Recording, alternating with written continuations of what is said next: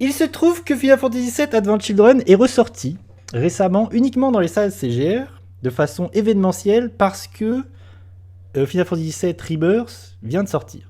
Donc ils se sont dit, attention, c'est peut-être l'occasion de sortir ce film dans sa version complete.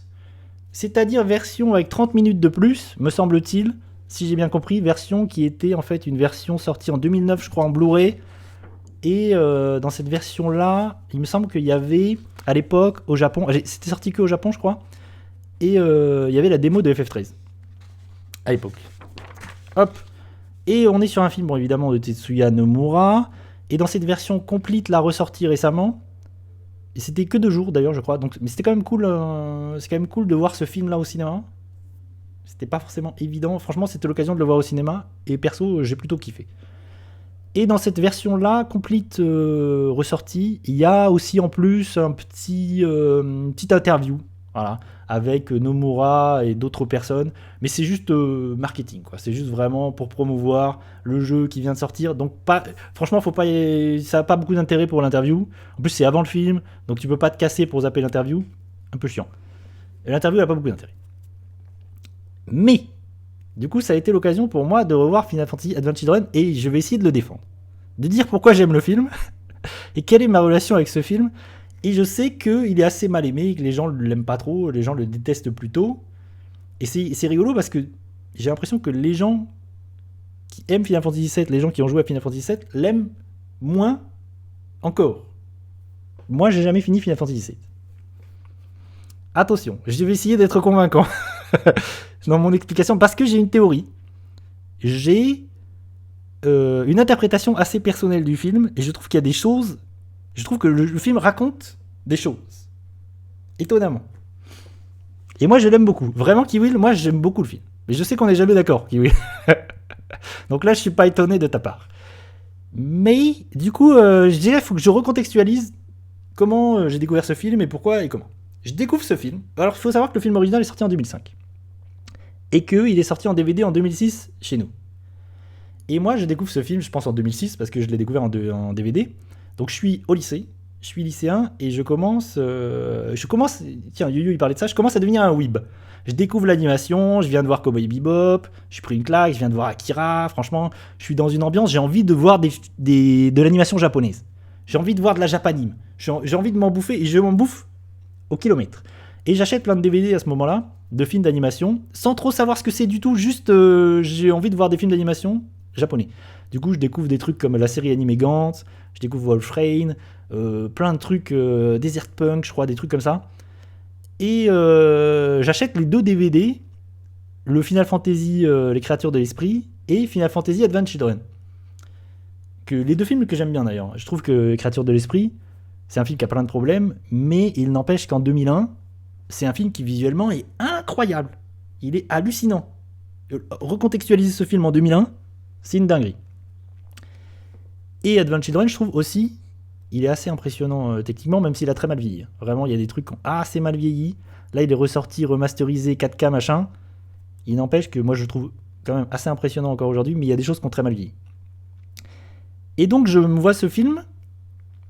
Ouais, Final Fantasy de 2001, il faut se rappeler que c'est dingue. Il faut, le fait est aussi qu'il faut se remémorer dans quel contexte il a été fait, avec quelle technologie. On n'a pas, le film, il est fait à la main, sans motion capture. Vraiment, c'est pas Avatar, quoi. Il a pas la technologie. Ils ont pas la technologie d'Avatar et que c'est un studio de jeux vidéo. C'est ça qui est fou. Et les mecs sont à la pointe de la technologie. Vraiment, c'est mieux que Pixar. Et c'est fou. Au niveau du réalisme des visages et des personnages, c'est dingue. Et tout ça est fait à la main. L'animation des visages, des corps, ça n'a aucun sens. En vrai, quand ils repensent, le revoir aujourd'hui en se remémorant, ça n'a aucun sens. Ce film, il n'a aucun sens. Du coup, autre chose, c'est que moi, j'ai pas de PS1. Enfin, j'ai pas eu de PS1, donc j'ai pas découvert Final Fantasy VII. J'ai jamais fini encore aujourd'hui Final Fantasy VII. Et à l'époque où je vois Advent Children, j'ai jamais joué à Final Fantasy VII. Je connais pas le film. Enfin, je connais pas le jeu. Donc, c'est ma porte d'entrée, en fait, sur Final Fantasy VII. Donc, c'est la première fois que je découvre ces persos. C'est la première fois que j'entends la musique. Je me la prends dans la gueule, la musique. Je découvre cet univers. Et en vrai, je pense que la première fois que je vois le film, je comprends rien. Parce que le film, je pense que si t'as pas joué au jeu, tu comprends un peu rien du tout. Mais je pense que ça rajoute aussi au fait que j'aime bien le film. Parce que ça a créé quelque chose. Ça a créé une sorte de... Il y a plein de choses que je comprends pas. Genre, ces personnages, pour moi, ils sont mystérieux. Cet univers, il est mystérieux. Je comprends pas. Aerys, je sais pas qui c'est. Je comprends que Cloud, il a un traumatisme. Que c'était peut-être l'amour. Qu'elle est morte. Qu'il vit avec ça. Enfin, il y a plein de trucs que je comprends pas. Et c'est un film que je vois de temps en temps et que j'aime bien. Parce que, il faut dire quand même, moi, je trouve qu'il y a des scènes d'action extraordinaires dans le film. Vraiment. Certes, très inspiré de Matrix. Et j'adore Matrix, donc je suis content. Parce que vraiment, il y a des scènes, c'est complètement Matrix. Et il y a beaucoup de choses que j'aime beaucoup à ce niveau-là. Je trouve qu'il y a des scènes d'action mises en scène, mais encore aujourd'hui, je prends beaucoup de plaisir à revoir ces scènes. Et donc, je découvre ce film dans ce contexte-là. Et je l'ai revu de temps en temps, et moi, c'est un film que j'aime beaucoup. Et là, je le revois il y a quelques jours. Je l'ai revu dimanche, au cinéma. Et j'ai tout un autre vécu. Donc mon vécu est pas le même et je prends le film différemment et je pense le film et j'interprète le film complètement différemment.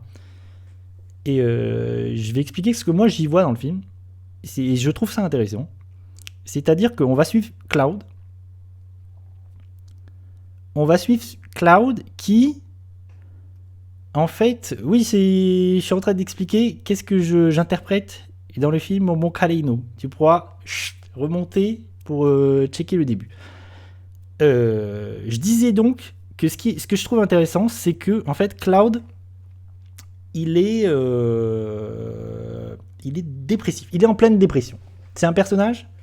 Et ça, je trouve ça assez fou de se dire on a un personnage héros qui est le personnage principal d'un jeu vidéo.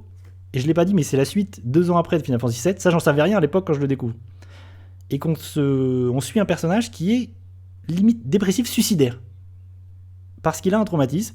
Il a le traumatisme de la mort d'Aerys. Et il vit avec ça, il vit avec son fantôme, il vit avec cette tragédie.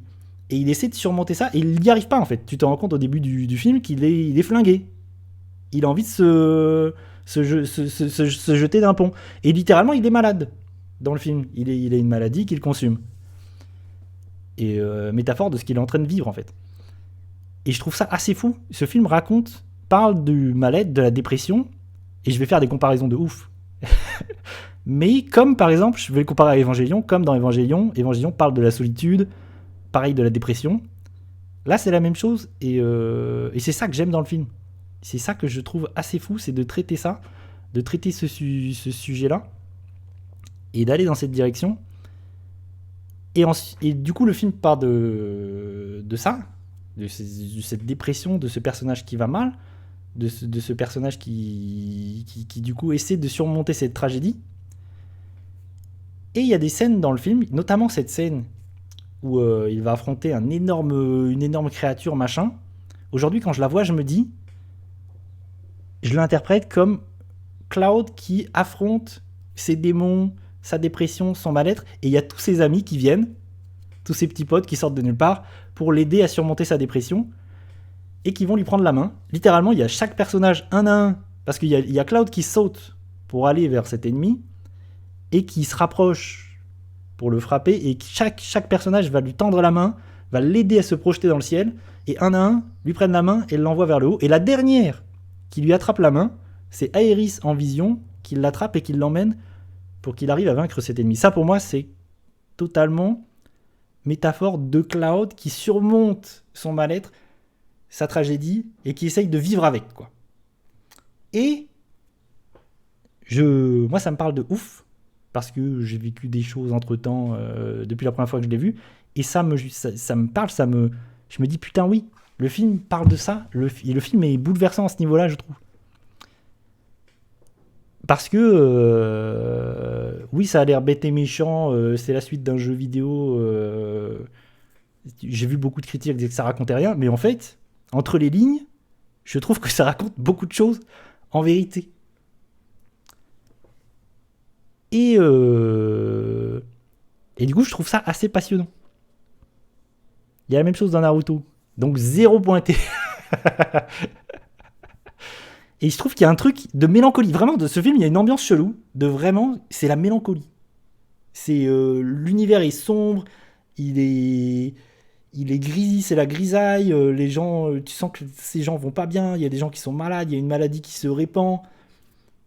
Il y a un truc comme ça, et vraiment, je trouve qu'il y a un truc, moi, que j'aime beaucoup. Et hormis cette interprétation qui m'est personnelle, mais que je trouve que les gens parlent pas, et moi, je vois que ça, en fait, dans le film. Je pense que ça parle de ça.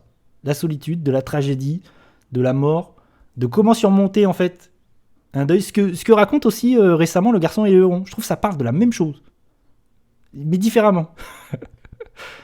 Et c'est ça qui est intéressant, vraiment, de comment surmonter, comment vivre avec la mort, comment vivre avec la tragédie, comment vivre avec un fantôme, et comment essayer de se surpasser et d'essayer de vivre avec. Et je vous spoil, il va surmonter cette tragédie. Et d'ailleurs, c'est assez étonnant de se dire que c'est un film adapté d'un jeu vidéo, et c'est la suite de ce jeu vidéo quelques années après. C'est assez rare. Je pense qu'il y a assez peu d'exemples de films comme ça qui adaptent un jeu pour en raconter la suite, surtout un jeu aussi iconique et aussi culte. Et je pense qu'il a dû prendre. C'est pour ça qu'aussi que je pense que les fans du jeu l'aiment pas trop. C'est peut-être aussi qu'il prend les joueurs un petit peu à rebrousse-poil et à revers, en balançant un Claude qui est au bout de sa vie, qui a envie de se suicider, et on est sur quelque chose d'un peu étrange. Au début du film, on est sur quelque chose d'un peu bizarre. Et j'aime le film pour ça, et j'aime le film aussi parce que vraiment, je trouve, il y a des séquences d'action. Tu sens, il y a cette séquence sur l'autoroute à moto. Bon, c'est inspiré de Matrix Reloaded. Moi, j'adore Matrix Reloaded, donc je suis content de voir ça. Mais vraiment, il y a des séquences de mise en scène d'action. La baston contre Sephiroth, je la trouve cool. Vraiment, la baston dans l'église avec Tifa, elle est super, pareil. La mise en scène, ce combat, je le trouve super, très japanime, justement. Vraiment, ça me plaît beaucoup. Et moi, je découvre la musique de FF7 avec le film. Et la musique, je la trouve ouf. Même si c'est des remixes. Après coup, j'ai compris que c'était des remixes un peu, un peu énervés, un peu bizarres. Mais vraiment, moi, comme je découvre la musique de FF7 avec le film, j'aime beaucoup la musique du film. J'aime vraiment beaucoup quand j'entends le thème de Sephiroth à la fin. Je suis content. Donc, pour toutes ces raisons, j'aime Final Fantasy Adventure Run. Et je vous invite, si jamais vous le revoyez, à essayer de repenser à ce que j'ai dit, à essayer de revoir le film en ayant cette vision. Le bon point que je donne à ce film, c'est la BO. Ouais, la BO, moi j'aime beaucoup la musique, je la trouve extraordinaire. Mais après, c'est les thèmes du jeu, qui sont certes remixés et qui sont un peu différents du jeu de base, mais qui vraiment, surtout en voyant ça sur un grand écran. Non, j'ai jamais fait le jeu, c'est ce que j'ai raconté, Kiwill. Je l'ai commencé plusieurs fois, j'ai jamais fini ce foutu jeu. Donc peut-être qu'un jour, on essaiera d'y jouer et de le finir. Et peut-être que ça m'expliquera, parce que je pense qu'il y a plein de trucs que je saisis pas forcément. Mais c'est aussi pour ça que j'aime le film, parce que du coup, il a une aura étrange de mystère. Il y a plein de trucs, il y a plein de trous. Moi, j'ai plein de trous dans l'histoire. Il y a des personnages, je les comprends pas. Il y a des trucs, pour moi, ils sont mystérieux. Vincent, c'est un personnage mystérieux. Enfin, il y a plein de trucs comme ça qui sont... Et ça rajoute, du coup, à l'aura du film. Et je pense que peut-être que si je remplis les trous, ça va moins, ça va moins m'intéresser. Ce sont des versions orchestrales rock, sachant que la BO originale... Ouais. Ah, mais elle est super. Moi, la musique, je la trouve vraiment extraordinaire. Donc vraiment, moi, je prends plaisir à revoir le film et je le trouve assez génial. Et je le préfère aux Créatures de l'Esprit, en vrai. Au film Final Fantasy de 2001. Et voilà ce que j'avais à en dire au sujet de Final Fantasy de Tetsuya Nomura. Il faut savoir que même c'est réalisé par Tetsuya Nomura. Du coup, créateur de Kingdom Hearts, voilà, cara designer de tous les persos d'FF7, FF10, FF13, j'en passe et des meilleurs. Et il n'empêche que Square Enix, ils étaient quand même sur un... Je sais pas, ils ont un savoir-faire, c'est quand même fou à cette époque-là. Dans les débuts... Fin 90, début 2000, ils ont un savoir-faire dans l'animation qui est absolument hallucinant. Vraiment, ils sont capables de produire des choses. Les cinématiques, elles sont folles dans leur jeu. Et les films produits sont dingues. Même le film FF15, il est assez dingue. Visuellement. Il est assez foufou. Je vais mettre une petite bande-annonce pour finir là-dessus. Comme ça, pour se remémorer. Je l'ai pas dit, mais il y a quand même des trucs... Je trouve qu'il y a des trucs qui ont très bien vieilli. Il y a des plans qui ont vraiment pas mal vieilli, où c'est toujours impressionnant aujourd'hui. Après, il y a d'autres trucs. Tu vois les textures moches. Des choses pas ouf. Surtout sur un grand écran, ça te saute un peu à la gueule. Mais je trouve que ça reste quand même... C'est un film qui a quand même aujourd'hui presque 20 ans, quand j'y pense. C'est quand même un film qui a presque 20 ans. Il reste pas mal impressionnant à se prendre dans la gueule au cinéma. Alors, on va se trouver une petite bande-annonce de Final Fantasy. Paf. Final Fantasy Site Advent Children. Hop, hop, hop. Comme ça, on va peut-être s'entendre ces petites musiques qui font plaisir. Official trailer. Je l'ai là. C'est parti. On se le prend dans la gueule.